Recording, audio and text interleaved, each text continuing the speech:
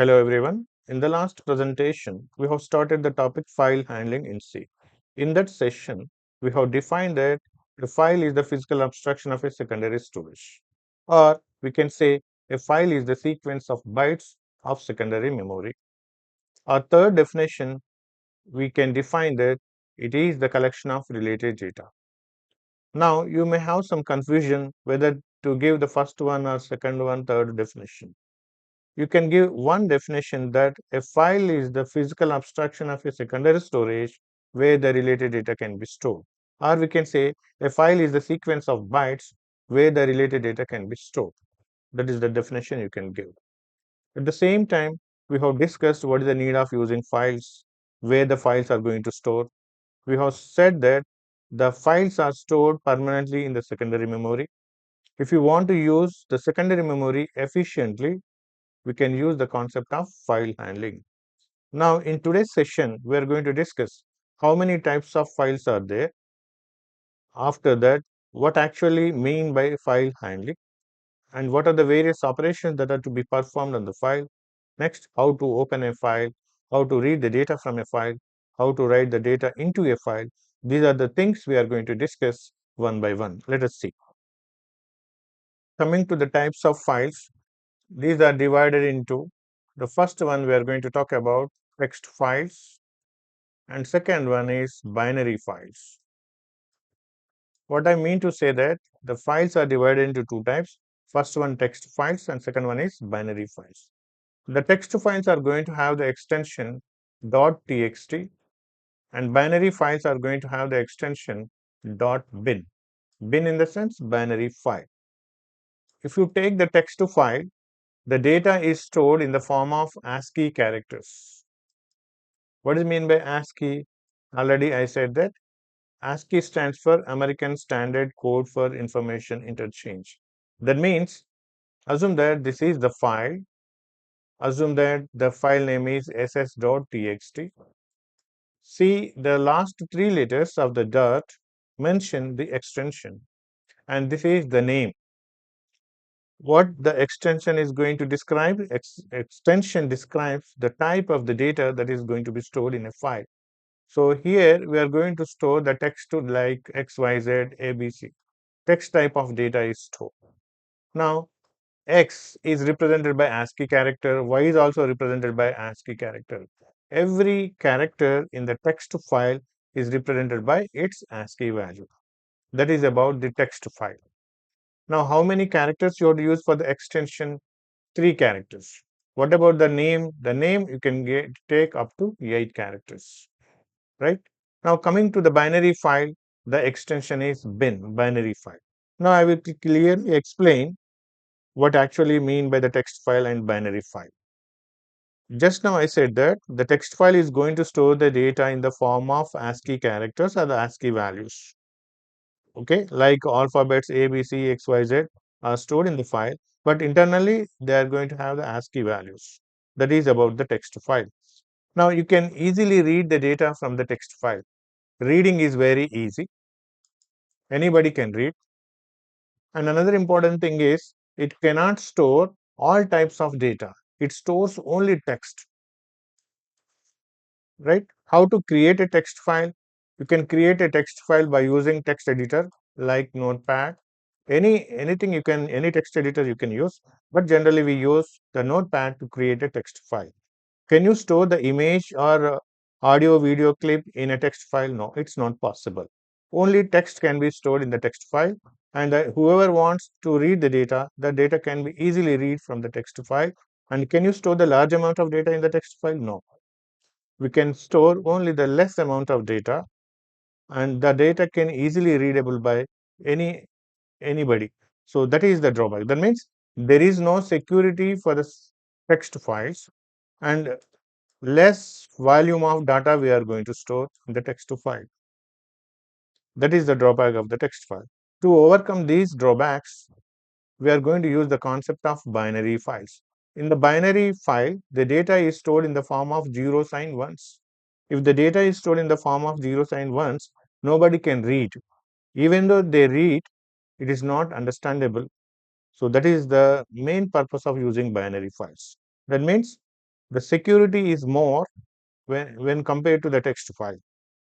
And another important thing is we can store the PNG files, JPG files, we can store the video clips, audio clips, or we can store .exe files, executable files, dot command files, any kind of file you can store in the binary files. And large amount of data, if you want to store the large volume of data, you can go for the binary files. Binary files are preferable when you take security as well as the large volume into consideration. And text files are preferable whenever we want to retrieve the data very easily. But each and every file, either it may be the text file or the binary file, is having its own advantages as well as the disadvantages. This is about the text files and binary files. Now let us see what are the various types of operations to be performed on file. The first one we are going to talk about opening a file. This is the first one you have to do, opening a file. And second one, after opening a file, how to write the data, writing into a file. Means we are talking about how to write the data into a file. And third operation, after writing the data, how to read the data, reading from a file. After this, if you want to delete the contents of a file, you can also delete a file, deleting data from a file, deleting data from a file. And fifth one, if you want to rename a file, we can also rename a file, that is renaming a file. Opening a file, writing data into a file, reading the data from a file, and deleting the data from a file, renaming a file, or simply you can also delete a file. Delete a file. After that, the operation last one we are talking about is closing the file. These are the various types of operations that are to be performed on the file. Now, I can conclude that what is mean by file handling? File handling is nothing but the process of handling operations, file operations like opening a file, writing into a file, reading from a file, deleting data from a file, how to rename a file, how to delete a file, how to close the file. So these operations, how to handle, that is looked after by the term file handling. This is the definition. Now we are going to see the next topic, how to open a file. Please remember that if you want to perform the various types of operations on the file, the first thing you have to need is to open a file. Now let us see how to open a file. The first thing here is to open a file. Opening a file is done by the function fopen. This is very, very important. What is the function we are going to use? Fopen. See here, while writing the C program, we are going to include the header file stdio.h. It stands for standard input output header file. The file library, or we can say the file functions that we are going to use in your program or in C program are available in the header file stdio.h. That means we are going to use the function called fopen, or we can use fgetC, fputC. We are going to use some file handling functions. These file handling functions are available in the file library in the header file stdio.h. Please remember this. Now, to perform any type of operation, first thing you have to do is you have to open a file. How to open a file? A file can be opened by using fopen function. Now, we will see what is the syntax of fopen function. The syntax of fopen function is written as you write fopen. Okay. Now, the first parameter is it is going to take the file name. Here you have to mention the file name, double quotes, comma. Next, in double quotes, you have to mention the mode, semicolon. And after opening the file, This fopen function returns a pointer of type file, file star. This is the syntax of the fopen function. Fopen takes how many parameters? Two parameters. The first one indicates the name of the file, and second one represents the mode. Mode represents for what purpose we are going to open a file, either for reading purpose, writing purpose, or some other purpose. That purpose is indicated by the mode, and the name of the file that we are going to create or we are going to open here mentioned as the file name. See, instead of writing file star fopen file name in double quotes and in double quotes mode, you can write another syntax that the return type of fopen function is file star file pointer and fopen. Now, in double quotes, we are mentioning this, right? That means string. We already discussed that a string can be stored by using a character pointer. Once you give the file name cannot be changed. For that, the file name can also be mentioned as constant, const, constant. And here, what type of character pointer? Constant character pointer. And here you have to mention file name, fname. Fname is the character pointer, which is nothing but the constant. Like in double quotes, we have mentioned file name. No? Comma. And second argument, here we are going to mention again constant. Second is also, mode is also string. Constant, character star. Here we are going to mention the mode. This is also the second way of giving the syntax for the fopen function. Fopen opens a file and it needs two parameters, the name of the file and second one is the mode. After opening a file, it returns a pointer, that is file pointer, which is written in capital letter file star. This is the syntax. Now we will see one example for this, how to open a file. Now we will discuss the need of file pointer when you use fopen function. Let us assume that without using C program, you have used Notepad. By using Notepad, you have created a file. Assume that the name of the file is ss.txt and the contents of the file are like this: A, B, C, D, E, F. Some text is there. The last one internally stored character is end of file, which indicates the end of text. Assume that the file is stored in the secondary memory. Whenever you create a file, that file is stored permanently in the secondary memory. Okay. Now, assume that each instruction is going to take some amount of memory and each memory location is having its own address. Assume that the address here is 1028, here the address is 1030 and so on. Okay, every memory location is having its own address or every instruction is going to have its own address. Okay, now here I'm going to take a pointer.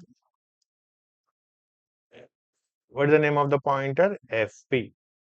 FP is the pointer which is going to store the address 1028. That means it represents the base address of the file ss.txt. Address of the first instruction 1028 becomes the base address. If you want to refer to the file ss.txt through address, we are going to store the base address of the file in the file pointer, that is 1028.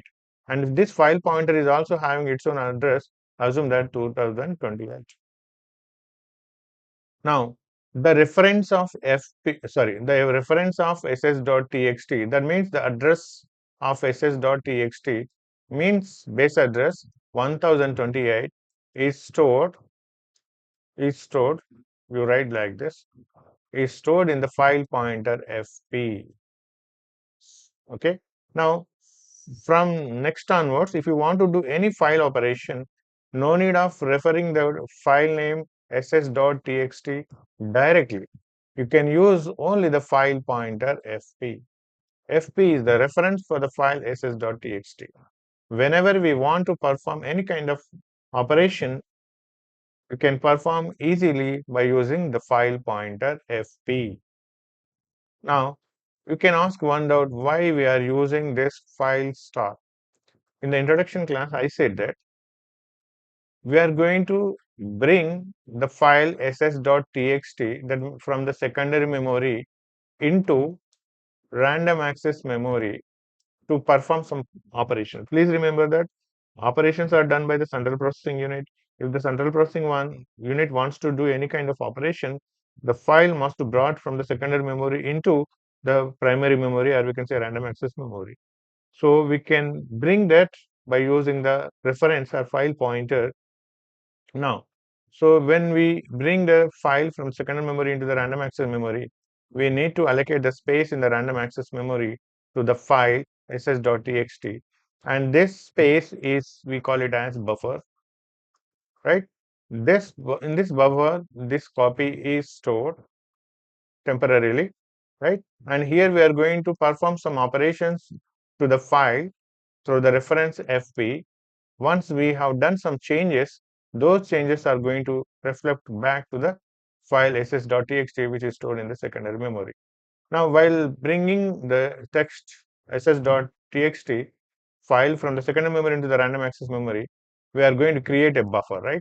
So I said that a buffer is created, or we can say a file structure is created, and that file structure is going to have file descriptor, I said, no, and also the character pointer which points to this buffer, and also the size of the buffer, and also the position of the file pointer. So when the buffer is created in the random access memory, the file pointer points to the beginning of the line in the buffer, means it is going to point to the first line ABC. This how internally the file is brought from the secondary memory into the random access memory to perform some operations. So that's why the return type of the file pointer is file star. This is very, very important to understand. Now we will see various file opening modes. Just now we discussed that the file opening mode, or the mode, specifies the purpose of opening a file. The opening modes or file opening modes can be divided into the first one. We can open a file in write mode. Everything must be written in lowercase. We can open a file in read mode. We can open a file in which mode? Append mode. And we can open a file in W plus mode. Next, we can open a file in R plus mode. We can open a file in A plus mode. These are the 6 modes which are used for the text file. Please remember that the default file is the text file. When you don't mention the extension, by default it becomes the text file. Now, when you talk about the binary files, when you want to open a binary file, you would give the extension .bin. At the same time, the opening mode you must specify here is, you have to mention WB. At the same time, if you want to open a file, binary file in read mode, RB, and if you want to open in append mode, you have to say AB, right? If you want to perform both, plus means read operation, right, and read operation, here you have to mention WP plus, you add B, and if you want to open in read and write mode, RB plus, and here you have to mention AB plus. Or sometimes you can use, instead of using WB plus, you can also use W plus B, or you can use R plus B, and you can use A plus B. So these are the different modes or file opening modes while working with the files. Another important thing I want to clarify here is, see, assume that just now we have created a file, right, ss.txt. How to open that file? We use fopen in double quotes ss.txt. Okay. Now already we have created a file by using Notepad. Now you open the file in which mode? Read mode. Now it returns a file. Fopen opens a text file ss.txt in read mode. After opening the file, it gives the reference that is stored in the file pointer fp. But before using fp, you have to declare the variable as file star fp. This is how we are going to use the fopen function to open a file. This is the introduction regarding fopen and file opening modes. In the coming classes, we are going to discuss each and everything in clear. With this, I'm going to close the session. Thank you for watching.